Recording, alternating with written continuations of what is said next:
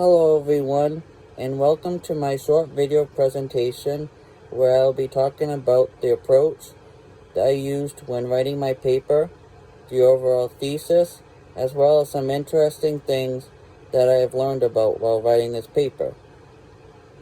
For my approach, I decided to use representation and focus on homosexuality on television and how it has changed over time.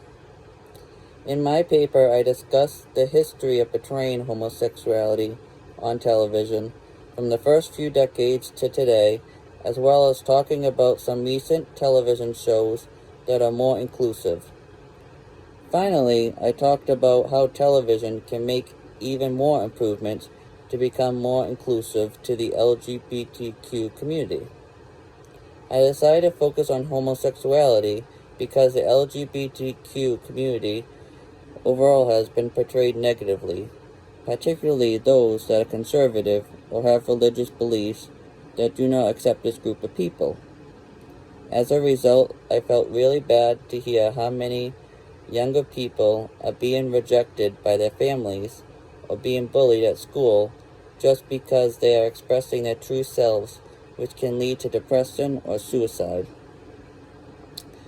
I feel that one way that the LGBTQ has been portrayed negatively or not portrayed at all was on television. However, with more knowledge and understanding in our community, the LGBTQ is being portrayed more frequently, which gives the younger generation hope that they too can be accepted in our community. When writing out my paper, I learned some new information that I found interesting. For example, I did not know that there were shows in the 1970s that depicted the LGBTQ in a negative way.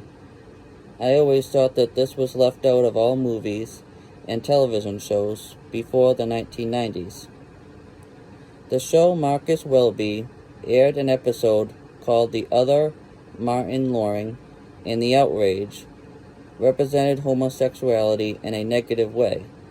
However, I was excited to hear that protests were happening to remove these episodes, especially during this time period when society was still not supportive to the LGBTQ community. Some interesting shows in the 70s and 80s that paved the way for television to be more inclusive would be the American primetime sitcom Soap, which consisted of Billy Crystal, a heterosexual male, taking on the role of Jody Dallas, who is portrayed as an openly gay character, and it was interesting to hear that Billy Crystal decided to embrace this experience even though he identified as heterosexual. For one series called The American Family, Lance Loud was one of the first characters to stay openly gay in character and not hide his sexuality. However, one of the biggest turning points was when Ellen DeGeneres came out as gay while on the air. However, she received some backlash and hatred from the community.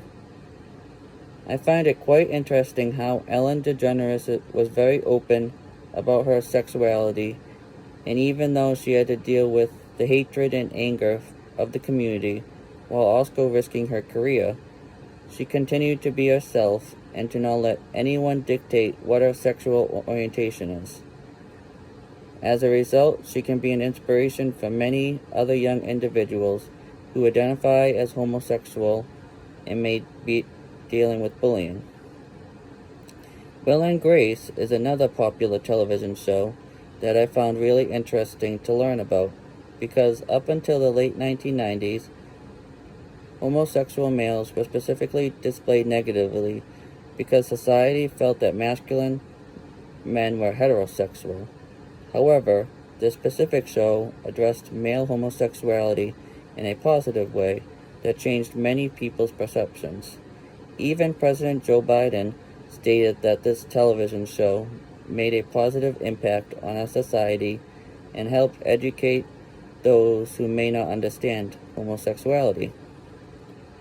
Finally, I find it really fascinating to see that many television shows in the past few years have portrayed the LGBTQ community in a positive way, including Heartstopper, The Fosters, and The Owl House. With many of these television shows geared to teens, young adults, it gives me hope that they will understand and accept homosexuality and the LGBTQ community. So in closing, I believe that I learned a lot while writing this paper, and that the information that I provided can educate others in our community, which can help end discrimination and make our community a more inclusive and loving place. I hope you enjoyed watching my presentation, and I look forward to hearing about what you learned while researching the topic you have chosen. Thank you.